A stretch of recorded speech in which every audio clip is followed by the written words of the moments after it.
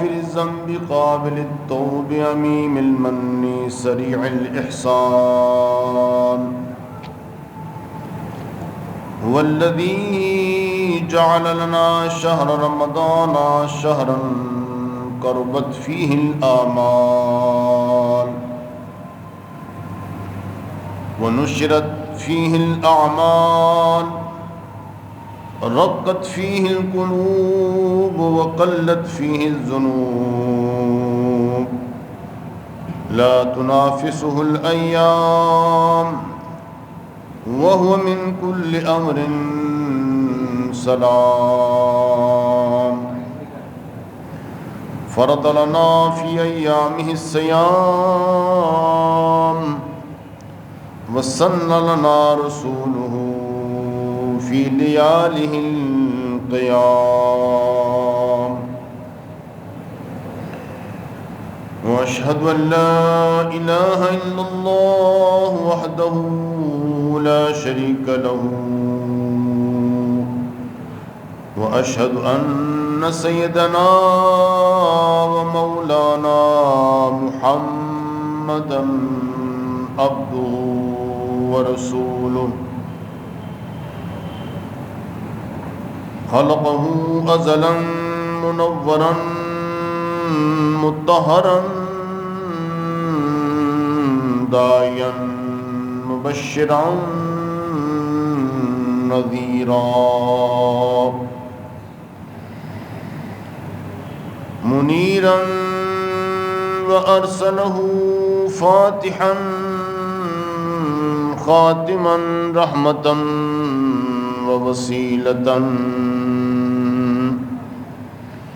وشافعا وجاءنا بدين الحق والهدى وجعل كلمته هي العليا لقوله تعالى ليظهره على الدين كله وكفى بالله شهيدا أما بعد فأعوذ بالله السميع العليم من الشيطان الرجيم بسم الله الرحمن الرحيم إنا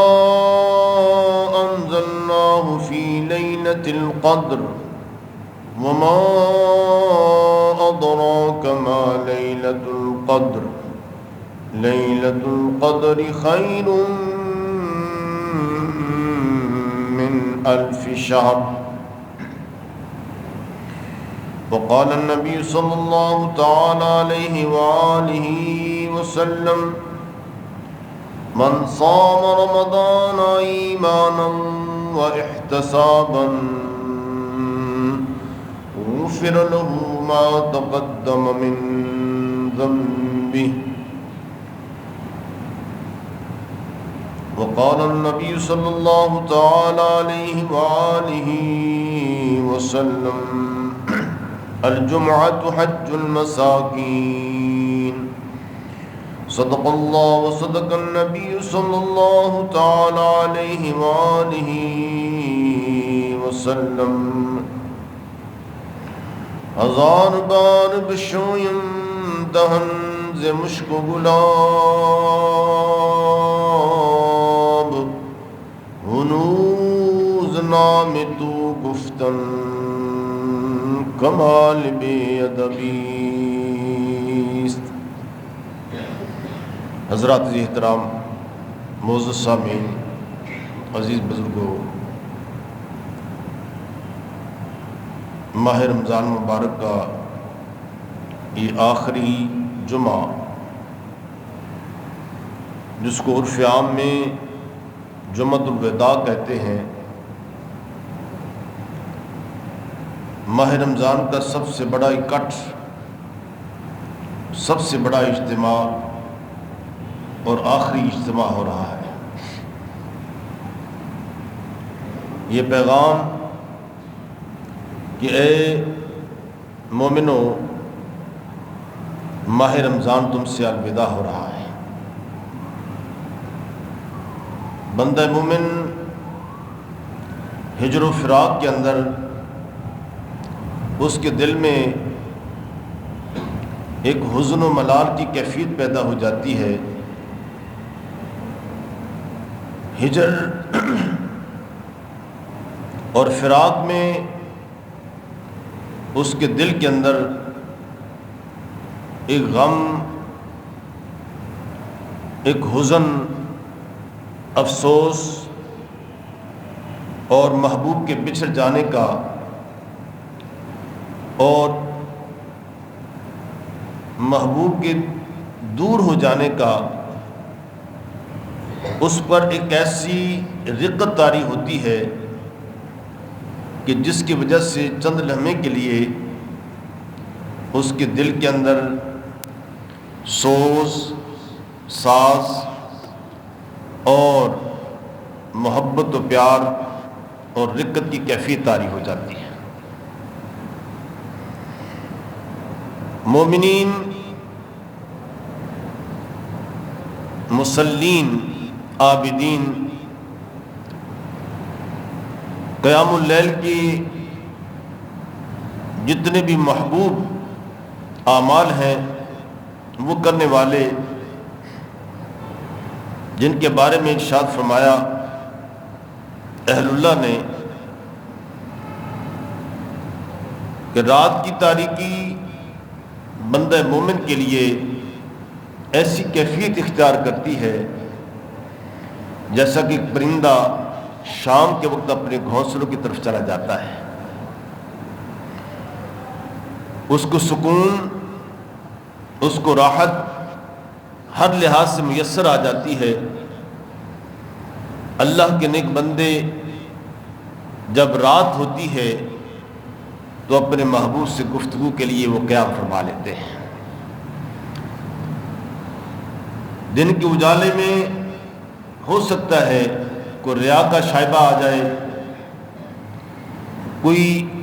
مزاحمت پیدا ہو جائے، کوئی خلل پیدا ہو جائے، اور اللہ جل شانہ جو محبوب العالمین ہے اس سے ایک تعلق کے اندر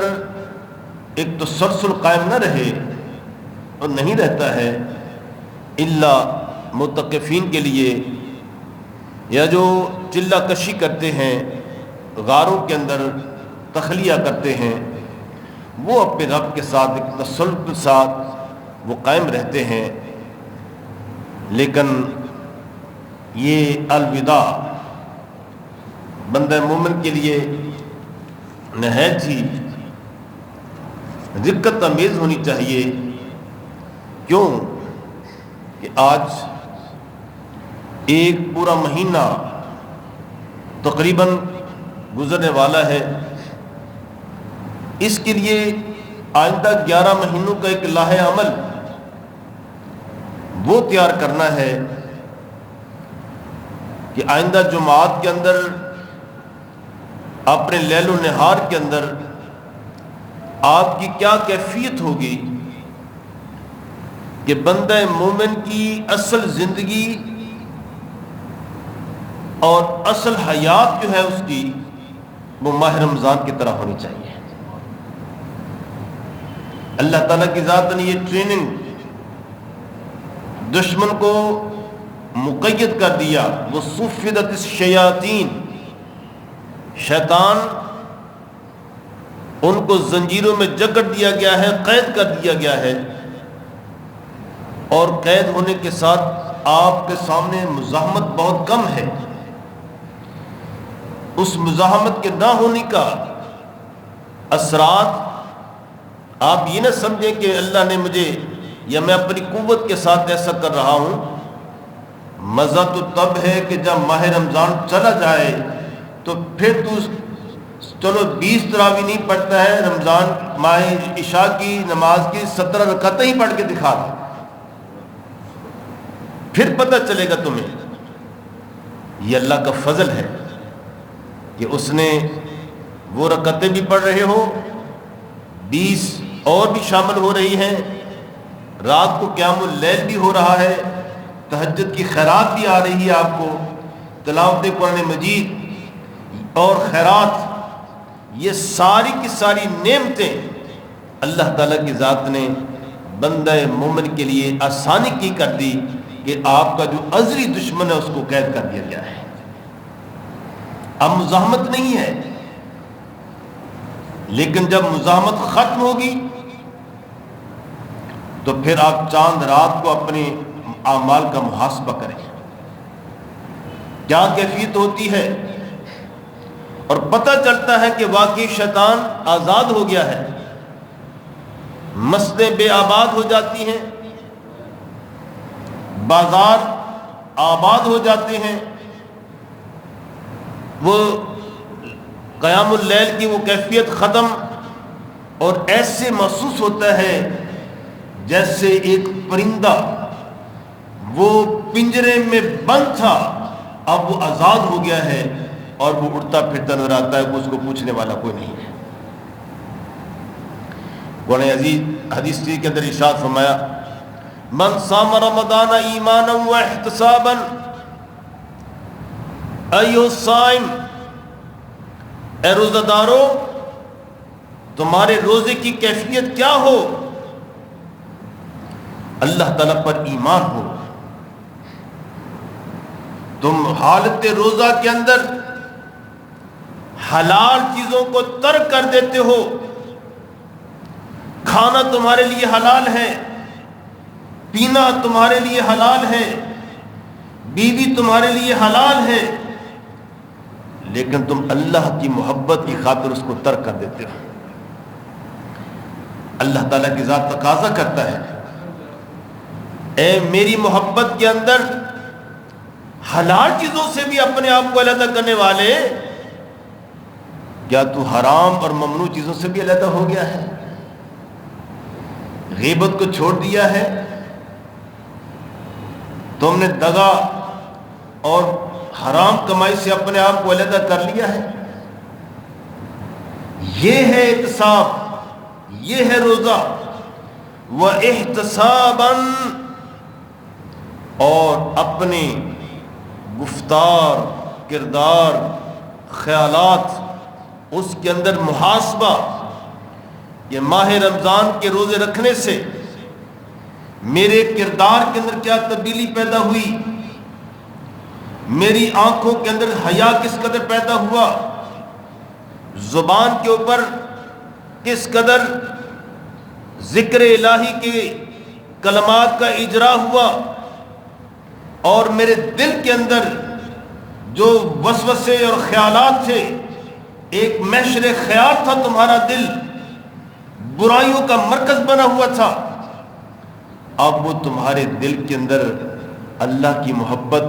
قرآن کا نور، ذکر الہی کی چاشنی اور اچھے خیالات کیسے پروان چڑھ رہے ہیں۔ اگر یہ چیزیں آ گئیں تو اللہ تعالیٰ کی ذات نے پیارے آقا علیہ السلام کی زبان اقدس سے یہ پیغام دیا، یہ نوید مسرت، اے محبوب اپنے امتیوں کو یہ پیغام مجدہ جاں فضا سنا دو، غفر لہ ما تقدم من ذنبہ، اس بندہ صائم کے، اس بندہ نائم کے، قیام اللیل کرنے والے کے لیے میری طرف سے یہ ان کو مجدہ سنا دو، خوشخبری سنا دو کہ میں نے اس کے سارے گناہوں کو معاف فرما دیا ہے۔ احتساب، یہ آئندہ 11 مہینوں کے لیے ایک ٹریننگ۔ اے بندہ مومن، تمہاری اصل زندگی یہ ہے۔ صحابہ کرام کو دیکھتے ہیں، انبیاء علیہ السلام کی تاریخ ہمارے سامنے آتی ہے، اس تناظر کے اندر اللہ تعالیٰ کی ذات نے ہمیں لیلۃ القدر بھی عطا فرما دی۔ تمہاری اس کیفیت کو جانتے ہوئے اللہ تعالیٰ کی ذات نے اس کے شان نزول کے اندر یہ بنی اسرائیل کی 9 سال، 5 سال، 100 سال عمریں، نبی اکرم صلی اللہ علیہ وآلہ وسلم نے اس امت کے بارے میں ان کے اوصاف، ان کے محامد کا ذکر کیا اور فرمایا کہ ایسا بندہ جس نے پوری زندگی نہ کوئی گناہ کیا، اللہ تعالیٰ کی کوئی نافرمانی نہیں کہی، دن کو وہ روزے رکھتا، جہاد کرتا، رات کو قیام کرتا، اور اس طرح پوری زندگی اس نے 500 سال گزار دی، اور اللہ تعالیٰ کی ذات نے ان کو بہت سا انعام و کرام عطا فرما دیا۔ صحابہ کرام کے دل کے اندر ایک شوق، ایک جذبہ، ایک افسردگی، اے کاش ہماری بھی عمریں اتنی ہوتی، ہم بھی اپنے رب کے سامنے جس طرح آج غزوہ بدر کے اندر، احد میں، غزوہ احزاب میں، خیبر میں، تبوک میں، مستلق میں جنگ ہی جنگ، جہاد کی ایسی کیفیت ہے، صحابہ کرام کے دل کے اندر روزے بھی رکھ رہے ہیں بدر کے اندر، لیکن فرمایا کہ جب ہمیں عمریں اور زیادہ عطا کر دی جاتی تو ہم بھی کہہ دیتے کہ اللہ ہم سابقہ جو امتیں ہیں جن کو تو نے اتنی اتنی عمریں عطا کی ہیں ان کے برابر ہم بھی یہ کام کر دیتے، لیکن آئے کاش، ہائے افسوس، واہ حسرتا، آئے کہاں جائیں، عمریں ہی نہیں ہیں، ہم اس امتوں کی ان نیکیوں کا مقابلہ کیسے کر سکیں گے؟ اور دل کے اندر اور راتوں کے اندر وہ رو رو کر اپنی زندگی بسر کرتے کہ کیا ہو گیا ہے، اتنے ہم سے سبقت لے گئے، اے کاش ہماری بھی عمریں ہوتی۔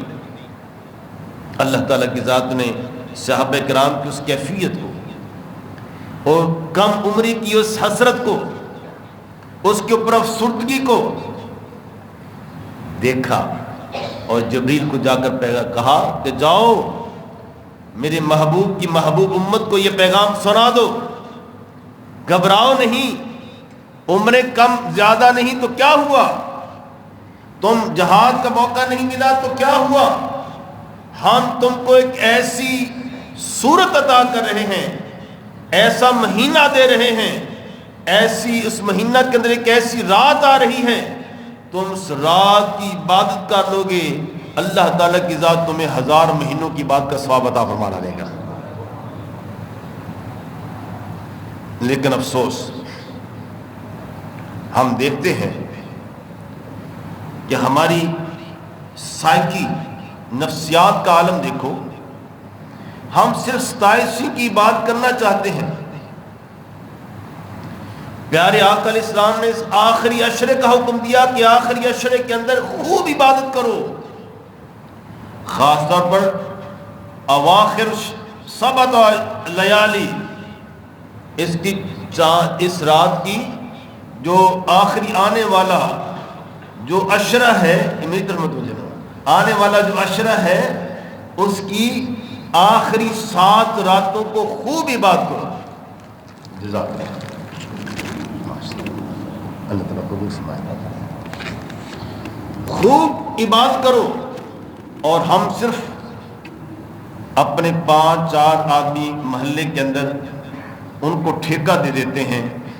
اعتکاف والوں کو خاص طور پر، کہ ہم تو نہیں کر سکتے، جاؤ تم ہی بات کرو ہماری طرف سے، کیونکہ فرض کفایہ جو ہے نا، سنت کفایہ ہے، تو 1 آدمی بیٹھ جائے، 2 آدمی بیٹھ جائے، یہ کافی ہے، ہو جائے گی بھی، آپ نے اس کی قبر میں تو نہیں جانا ہے۔ آقا علیہ السلام نے فرمایا کہ اس کو تاک راتوں میں تلاش کرو، مقصد کیا ہے کہ زیادہ سے زیادہ جاتے ہوئے عبادت کرو۔ اور پیارے آقا علیہ السلام نے اس زمن میں اعتکاف کو مسنون کر لیا، ایک نبی، معصوم،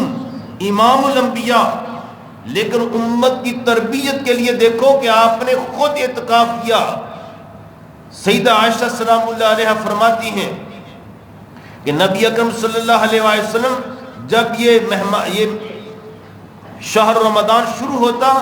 اپنے لنگوٹ کو کس لیتے اور بستر پر نہ آتے، اور فرمایا کہ جب تک ماہ رمضان رہتا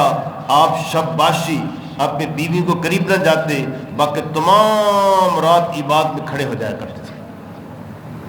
نہ صرف خود اپنے گھر والوں کو بھی جگاتے، اٹھاتے، اور ان کے لیے ایک نمونہ عمل بن جاتے اور امت کے لیے کہ ایک امام الانبیاء معصوم وہ شخص اللہ تعالیٰ کی بارگاہ میں کس قدر گریہ زاری، رکت، تضرع، اپنے رب کے ساتھ ایک تعلق، ایک محویت کس انداز کے ساتھ وہ کر رہے تھے. اور ہم ہیں کہ ہم صرف آخری عشرے کے اندر آپ ہماری تراویح کو دیکھ لیں، اس میں بھی بڑی مشکل سے لوگ ایک صف بھی پوری نہیں ہوتی ہے.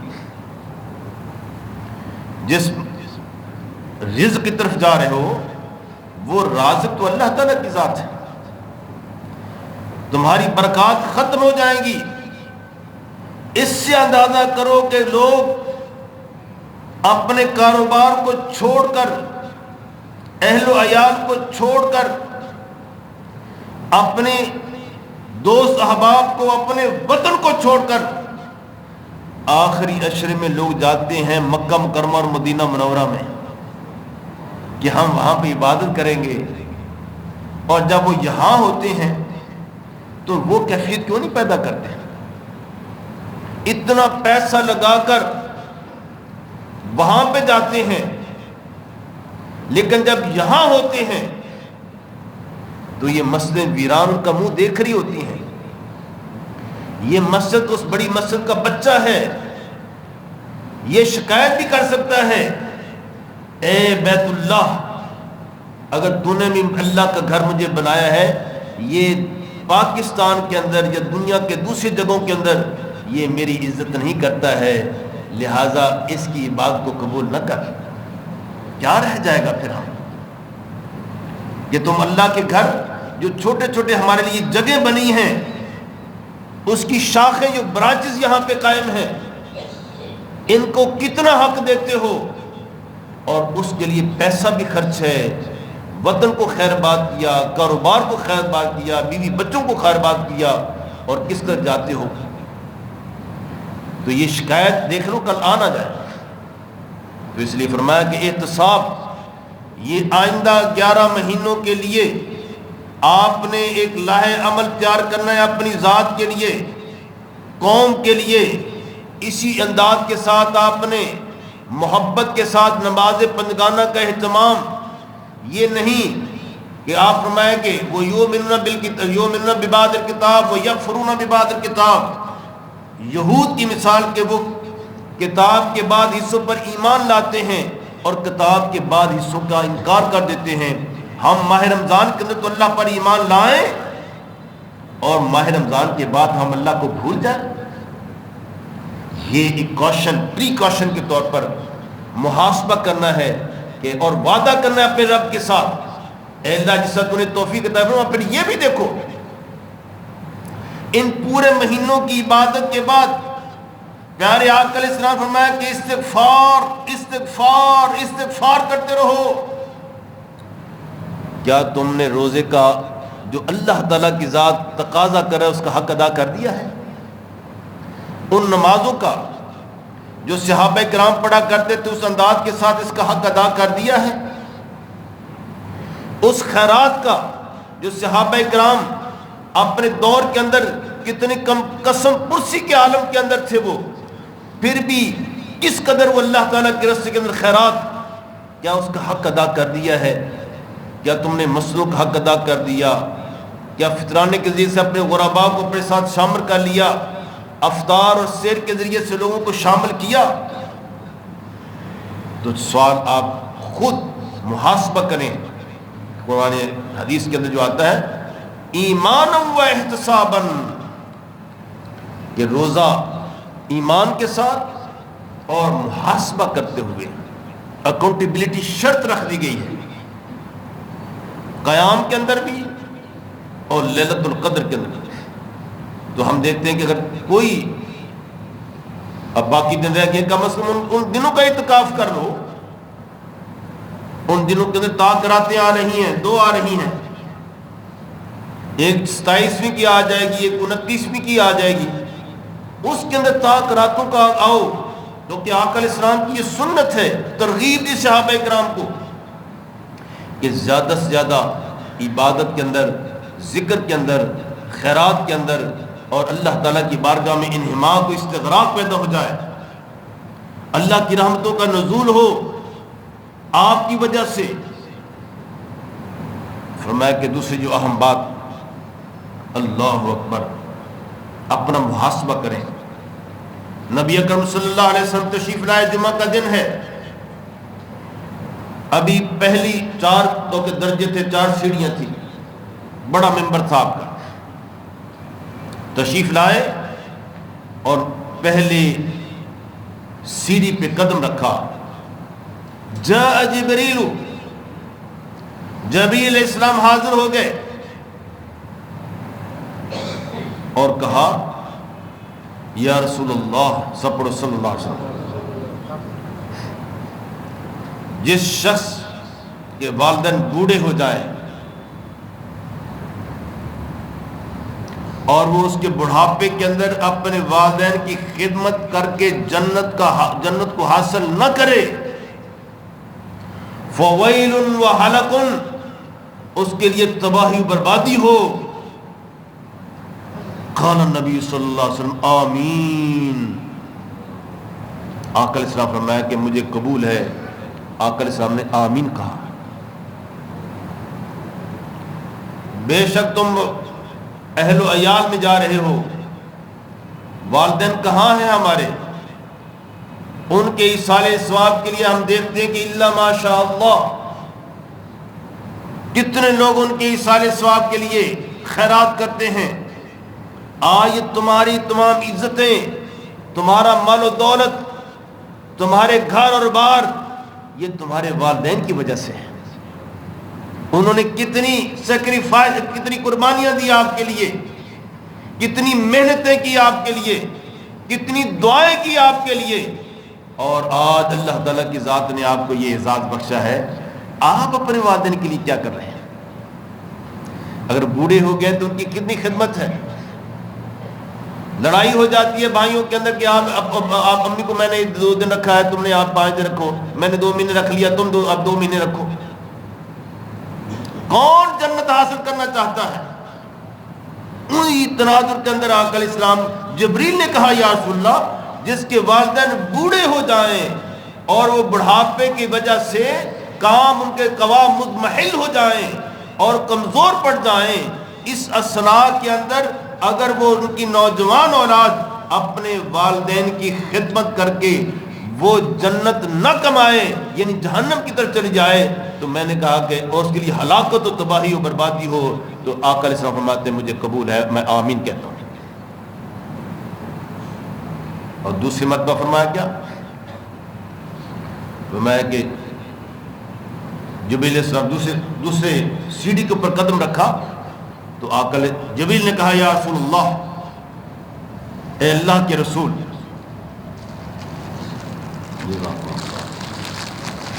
اے اللہ کے رسول، اگر کسی شخص کے سامنے میرا نام لیا جائے اور میرے نام کے اوپر وہ درود شریف نہ پڑھے تو اس کے لیے ہلاکت و تباہی و بربادی ہو۔ تو میں نے کہا آمین۔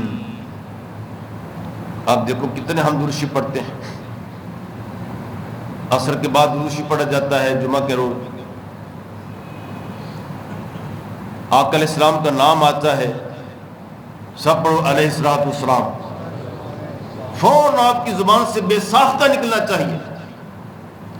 یہ آقا علیہ السلام کا ہم پر قرض ہے، پروٹوکول دیں اپنے نبی کو صلی اللہ علیہ وآلہ وسلم۔ اس لیے درود و سلام کی کوئی نہ کوئی ایک نشست رکھا کریں اپنے، آج کل تو لیکٹر آ گئی، فوراً پڑھتے جہاں کریں،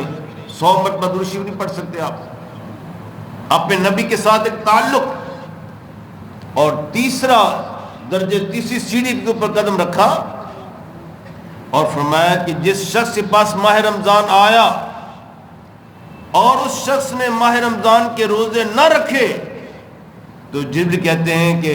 یا رسول اللہ، میں کہتا ہوں اللہ تعالیٰ اس کو ہلاک کر دے، تباہ و برباد کر دے۔ تو میں نے کہا آمین۔ اب ہم دعائیں مانگ رہے ہیں اور جن کے لیے آقا اور آقا علیہ السلام ان کی دعا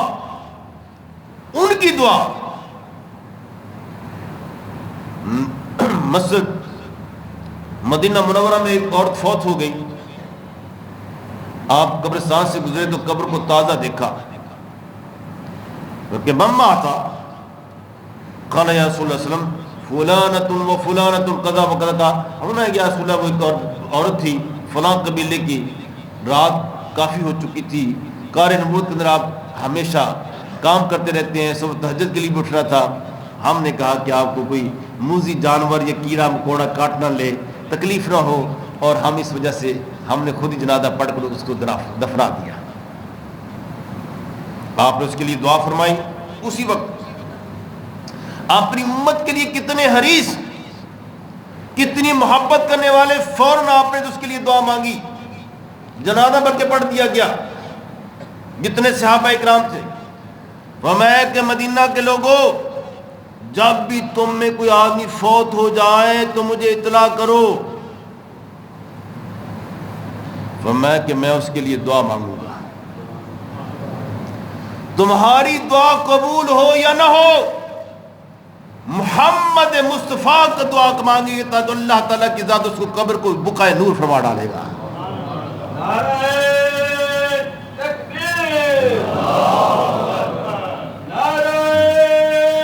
رسالت۔ یا رسول اللہ، یہ ہے آقا علیہ السلام کتنی اپنی امت کے اوپر کتنی محبت کرنے والے،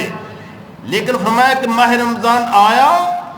اور اس شخص نے ماہ رمضان کی عزت نہ کی، اس کے روزے نہ رکھے، جبریل کہتے ہیں کہ یا رسول اللہ میرا دل کرتا ہے کہ میں اس کو ہلاک ہو جائے، وہ ہلاک ہو جائے، قد حلق قال النبی اجاب النبی صلی اللہ علیہ وسلم آمین آمین آمین۔ اب ہم چند لوگ بیٹھے ہوں گے روزے دار ہیں، اور جو بے روز جنہوں نے روزہ ہی نہیں رکھا ہے ان کی ہلاکت ہو رہی ہو تو ہماری کتنی دعائیں کے حق میں قبول ہوں گی، برکات کیوں نہیں پیدا ہو رہی ہے؟ یہ وہ فکر ہے کہ جس سے ہم اپنا محاسبہ کریں۔ فرمایا کہ جس نے ماہ رمضان کا ایک روزہ جان بوجھ کر نہ رکھا، ساری فرمایا کہ ہوا یصوم الدہر، وہ روزہ پوری زندگی زمانہ روزہ رکھتا رہے لیکن وہ ماہ رمضان کے روزے کی مثل نہیں ہو سکتا ہے۔ اور کسی نے ماہ رمضان کا ایک سجدہ، ایک رکعت، ایک نماز جماعت کے بغیر گزار دی، اور ہمیں تو پرواہ نہیں ہوتی جماعت کی، فرمایا کہ ساری زندگی وہ نمازیں پڑھتا رہے لیکن ماہ رمضان کی جماعت کے اجر کو نہیں پہنچ سکتا ہے۔ حضرات احترام، معاملات تو بے شمار ہیں اس مہینہ کے اندر، جو کہ آپ تقریباً تشریف لاتے ہیں، اس میں ماہ ایک جمعۃ الوداع، ایک یوم القدس بھی منانا چاہیے۔ ہمارا قبلہ اول آج یہودیوں کے نرغے میں ہے، لیکن ان کا بھی قبلہ ہے،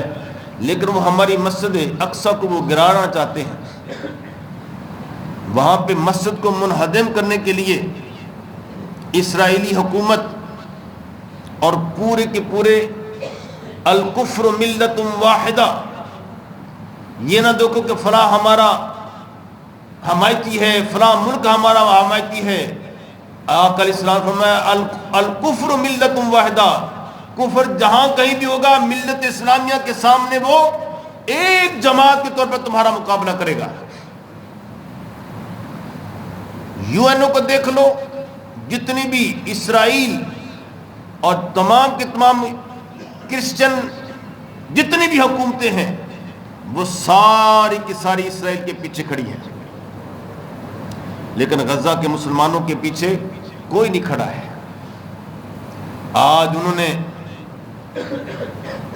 غزوہ احزاب کی اس یاد کو تازہ کر دیا۔ اللہ تعالیٰ کی ذات انشاءاللہ العزیز ان کو کامیابی عطا فرمائے گا، لیکن ایک ملک جو ہے وہ غزہ کے مسلمانوں کے لیے جنگ کر رہا ہے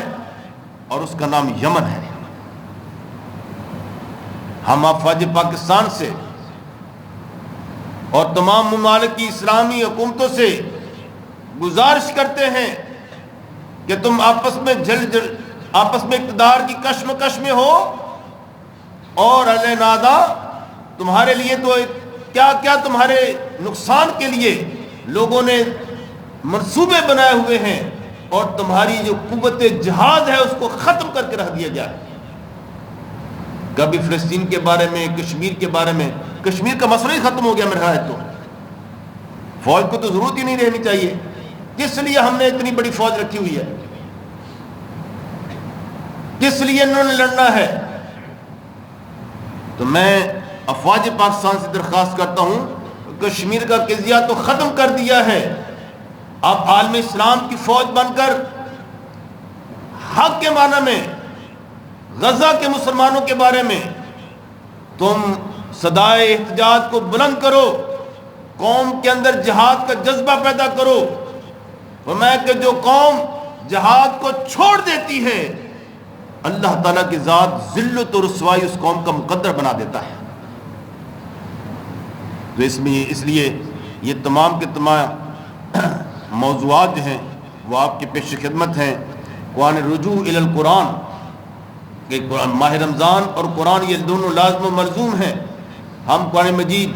فرقان حمید کو پڑھتے ہیں اور ان کا ترجمہ نہیں آتے ہیں، صرف پڑھتے ہیں، اس پر ایمان ضرور ہے ہمارا، ہم قرآن کی قسمیں اٹھانے کے لیے دوسروں کو یقین دلاتے ہیں، اور جب کوئی فوت ہو جاتا ہے اس کے کلوں کے اوپر یا اس کے 40 کے اوپر تو پڑھا نہیں جاتا، کلوں کے اوپر پڑھ لیتے ہیں تھوڑا بہت، وہ بھی شمارے پڑھ لیتے ہیں قرآن پاک پڑھنے کی ماشاء اللہ، وہ بھی ہمیں توفیق نہیں ہوتی ہے، صرف قرآن پاک پڑھتے ہیں، اس کا فہم نہیں ہے، دنیا جہان کی باتوں کا فہم۔ اینکر پرسنوں کو دیکھو تو وہ ہر بندہ جو ہے وہ اپنے آپ کو اتنا بڑا ماہر سیاستدان بنا ہوا ہے کہ ہم چما ڈنگرے نیس مل سے بہتر کوئی اور کوئی ہو نہیں سکتا ہے، لیکن پوچھا جائے تمہیں سبحانک اللہم و بحمدک اس کا ترجمہ کر کے دکھاؤ، وتعالی جدک اس کا ترجمہ کر کے دکھاؤ، بس یہ پڑھنا چاہیے تھا۔ ویسے کبھی کسی نے غور کیا ہے اپنے رب کے ساتھ تمہیں تعلق کس قدر ہے؟ فہم نہیں ہے۔ صحابہ اکرام، میں پچھلی دفعہ بھی کہہ دیا تھا ایک جمعہ کے اندر، صحابہ اکرام رضوان اللہ علیہم اجمعین کسی آکسفورڈ یونیورسٹی کے پڑھے ہوئے نہیں تھے، ان کے پاس کوئی ڈگریاں نہیں تھیں، ان کے پاس کوئی ڈپلومے نہیں تھے، ان کے پاس کوئی بہت بڑے سائنسدانوں کی طرح نہیں وہ رہتے تھے، وہ اکانومسٹ نہیں تھے، لیکن ان کے دلوں کے اندر صرف قرآن مجید فرقان حمید تھا، آقا علیہ السلام کی رہنمائی تھی۔ اس قرآن کی برکت سے، قرآن کو سمجھنے کی وجہ سے، رجوع الی اللہ کی وجہ سے، اللہ تعالیٰ کی ذات پر کامل یقین ہونے کی وجہ سے، توکل ہونے کی وجہ سے، مصیبتوں کے اوپر صبر اور شکر کرنے کی وجہ سے، تقدیر کے اوپر قانع ہونے کی وجہ سے وہ اپنے صبر و استقامت کے ساتھ لگے رہے، اور اللہ تعالیٰ کی ذات نے انہی لوگوں کو پورے حجاز کی حکومت عطا فرما ڈالی ہے۔ کیا ہمارے دلوں کے اندر اس قرآن سے محبت کا شوق ہے؟ پھر یہ ہے کہ علماء اکرام کے بارے میں، کہ علماء اکرام کو اس العلماء ورثۃ الانبیاء، یہ نبیوں کے وارث بھی ہیں، تو آپ سب آپ میں سے وارث ہیں۔ تو میں جس طرح آقا علیہ السلام کو مجنون کہا، جادوگر کہا، ساحر کہا، یہ گالیاں تھی ایک قسم کی، واقعی بڑا جادوگر ہے، میرے آقا علیہ السلام کو جادوگر کہتے، میرے آقا علیہ السلام کو مفتون، دماغ الیاذ باللہ اس کا، آپ کو ساحر کہا گیا، مجنون کہا گیا، دیوانہ کہہ دیا گیا، لیکن آقا علیہ السلام، اور آپ کو یہ شاعر ہے، یہ سارے کے ساری باتیں آقا علیہ السلام کے دل کو تکلیف دینے والی، لیکن آپ اعلاء کلمت الحق، تبلیغ حق و صداقت سے باز نہیں آئے۔ ہمارا کام آپ تک پہنچانا ہے، آگے جو عقل سلیم اور قلب سلیم والا ہوتا ہے وہ اس حکمت کی باتوں کو قبول کر لیتا ہے، ورنہ ابو جہل رہ جاتے ہیں، ابو لہب رہ جاتے ہیں، کوئی نہ مانو گے۔ یہ نہیں کہ مصاحبت کی وجہ سے آقا علیہ السلام کا دور تھا، لیکن ان کے عقل اور قلب وہ سلیم نہیں تھا، وہ مصفہ نہیں تھا، اور اس وجہ سے ابوبکر صدیق، عمر فاروق، عثمان غنی، حیدر کرار،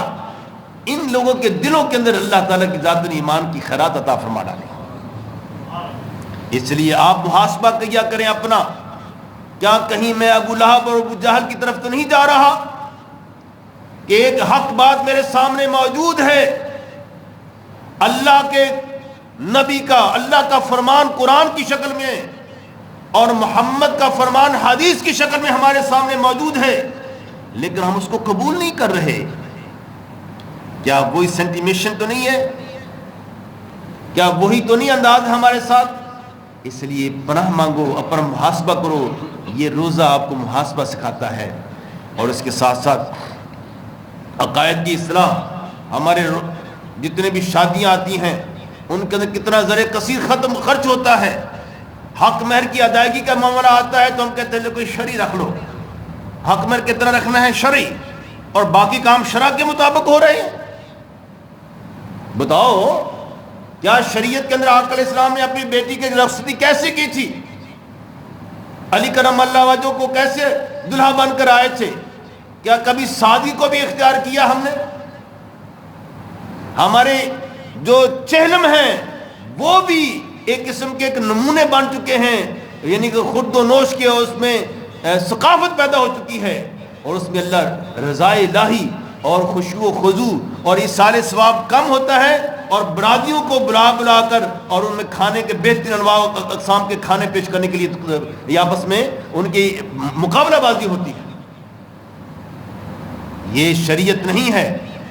اپنے دل کے اندر اسلام کی سادگی کو اختیار کرو، اور اللہ تعالیٰ کی بارگاہ میں اس دور سے کہ ہم رو کہہ رہے ہیں ایسے ہو جاتا ہے، ایسے ہو جاتا ہے، لیکن آئندہ 27ویں کے لیے ہمارے انتظامیہ نے یہاں پہ حسب سابق وہ بھی اہتمام کیا ہے، تو تمام حضرات آج کی جو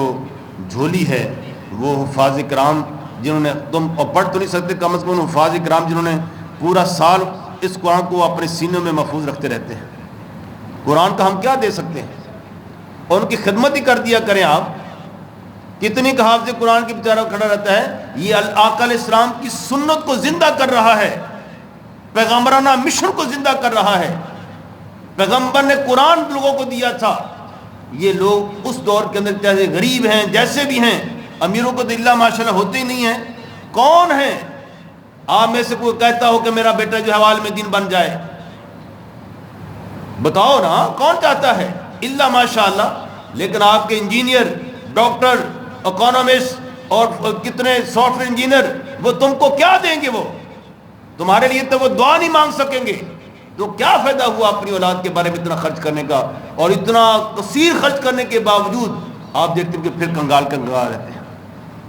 تو اس لیے آج کی جھولی ان کے لیے، اور اس طرح 27ویں شب کو انشاءاللہ العزیز وہ جو بار بینر لگا ہوا ہے 1:30 بجے صلاۃ التسبیح ہو جائے گی، اور نماز عید الفطر انشاءاللہ 7:30 بجے ادا کی جائے گی۔ اللہ تعالی ہماری یہ حاضری قبول فرمائے۔ وآخر دعوانا الحمدللہ رب العالمین۔